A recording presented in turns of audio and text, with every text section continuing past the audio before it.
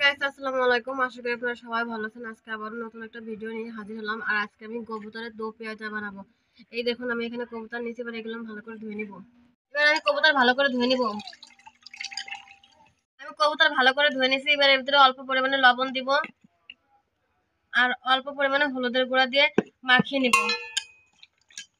আর আমি চুলায় একটা কড়াই বসিয়ে দিয়েছি, জাল ধরে দিচ্ছি। আমাদের কড়াইও গরম হয়ে গেছে। এবার এর ভিতরে পরিমাণ মতো সয়াবিন তেল দিয়ে দিব। এবার আমি পরিমাণ মতো সয়াবিন তেল দিয়ে দিব। এবার আমি তেলটাকে কিছুক্ষণ গরম করে নিব। আমাদের তেল গরম হয়ে গেছে। এবার আমি কবুতরের মাংসগুলো দিয়ে লাল লাল করে ভেজে নিব। এই দেখুন আমাদের কবুতর লাল লাল করে ভাজা হয়ে গেছে। এবার এগুলো একটা বাটিতে আমি উঠিয়ে নিব। আমি একটা বাটিতে কবুতর উঠিয়ে নিয়েছি। এবার এর ভিতরে অল্প পরিমাণে সয়াবিন তেল দিয়ে দিব আর দিয়ে দেবো 2টা তেজপাতা, 2 টুকরো দারচিনি আর একটা এলাচ, আর দিয়ে দেবো কিছু পেঁয়াজ কুচি। এই রান্নায় কিন্তু আমাদের একটু পেঁয়াজ বেশি লাগে। আর দিয়ে দেবো কাঁচামরিচ ফালি। এবার এগুলো দিয়ে আমি কিছুক্ষণ ভেজে নিব। আমি কিছুক্ষণ ভেজে নিয়েছি। এবার দিয়ে দেবো 1/2 চামচ আদা বাটা আর দিয়ে দেবো 2 চামচ রসুন বাটা আর দেবো 1 চামচ জিরের গুঁড়া আর দেবো 1 চামচ হলুদের গুঁড়া, স্বাদ মতো লবণ। এবার এগুলো দিয়ে আমি কিছুক্ষণ মশলা ভেজে নিব। দিয়ে দেবো 1/2 চামচ শুকনো মরিচের গুঁড়া। এবার এগুলো দিয়ে আমি কিছুক্ষণ ভেজে নিব।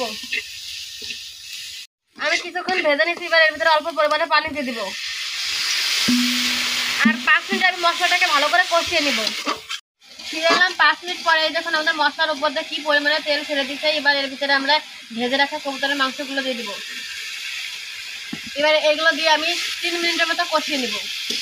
ফিরে এলাম 3 মিনিট পরে। দেখুন আমি কবুতরের মাংস ভালো করে কষিয়ে নিচ্ছি। এবার এর ভিতরে পানি দিয়ে দিব।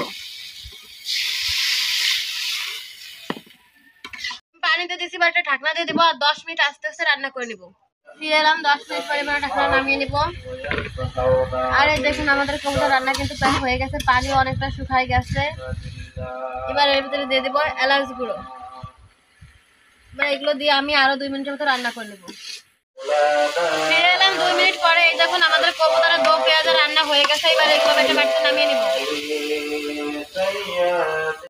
আমি একটা বাটিতে নামিয়ে নিচ্ছি। আর এই দেখুন কালারটা কত সুন্দর হয়েছে। তৈরি হয়ে গেল আমাদের মজাদার কবুতরের দো পেঁয়াজা। ভিডিওটা ভালো লাগলে আপনারা অবশ্যই একবার হলেও বাড়িতে ট্রাই করবেন। ভালো লাগলে like, comment, share and subscribe করবেন। ভালো থাকবেন। আল্লাহ হাফেজ।